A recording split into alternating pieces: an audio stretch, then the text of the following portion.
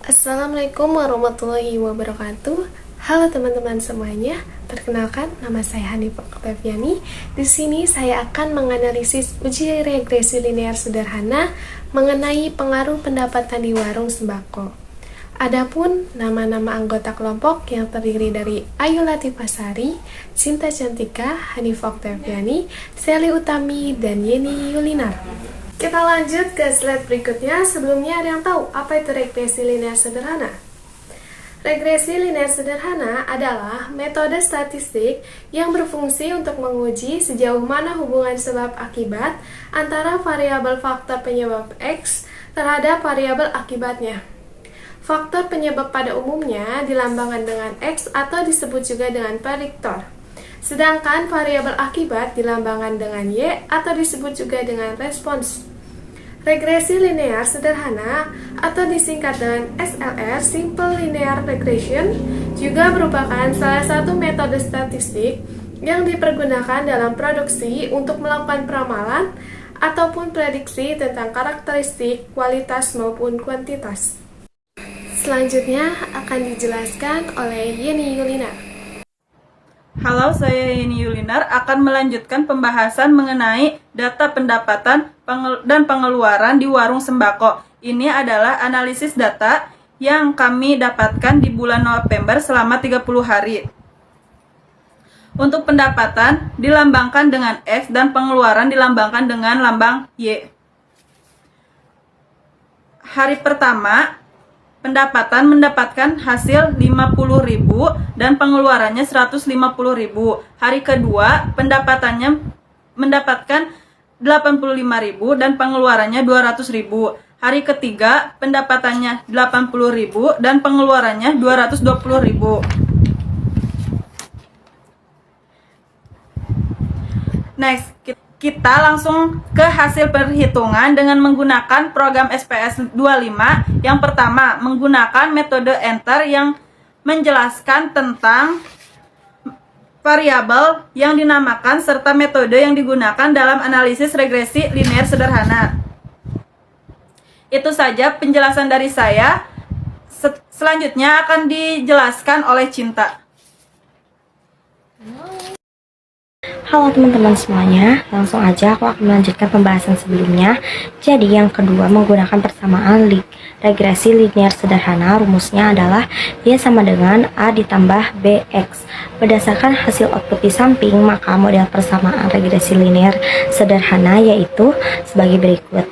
Y sama dengan 43,018 ditambah 2,184. Untuk membuat persamaan tersebut, maka bisa dilihat pada tabel koefisien pada kolom B di Unstart DZ koefisien, di mana hasilnya adalah A sama dengan angka konstan pada Unstandard DZ koefisien. Dalam penelitian ini, koefisien konstan K sebesar 43,018 dengan nilai positif. Ini dapat diartikan bahwa pengeluaran variabel Y akan bernilai 43,018 apabila pendapatan atau variabel X bernilai konstan atau 0. B. Angka koefisien regresi pendapatan pada Unstandard DZ koefisien. Dalam penelitian ini, variabel pendapatan memiliki regresi sebesar 2,184. Nilai koefisien regresi positif menunjukkan bahwa jika setiap kenaikan pada satu satuan variabel pendapatan, maka pengeluaran akan menaikkan sebesar 2,184. Ketiga, ada uji hipotesis pada analisis regresi linear sederhana. Hipotesis penelitiannya yaitu ada HO, yaitu tidak ada pengaruh pendapatan terhadap pengeluaran warung sembako. Yang kedua ada HA, yaitu ada pengaruh pendapatan terhadap pengeluaran warung sembako. Uji hipotesis atau uji pengaruh berfungsi untuk mengetahui apakah koefisien regresi tersebut signifikan atau tidak. Variabel X berpengaruh terhadap variabel Y, maka uji hipotesis dilakukan menggunakan dua cara, yaitu yang pertama membandingkan nilai sig dengan nilai alfa 0,05. Kriteria keputusan uji hipotesis nilai sig berpengaruh jika nilai signifikansi sig kurang dari alfa 0,05. Tidak berpengaruh jika nilai signifikansi sig lebih besar dari alfa 0,05. Hasil dan kesimpulan. Berdasarkan hasil perhitungan dengan menggunakan program SPSS 25, diperoleh nilai signifikansi pada 0,05 ini berarti berpengaruh terhadap pengeluaran warung. Perkenalkan, nama saya Sally Utami.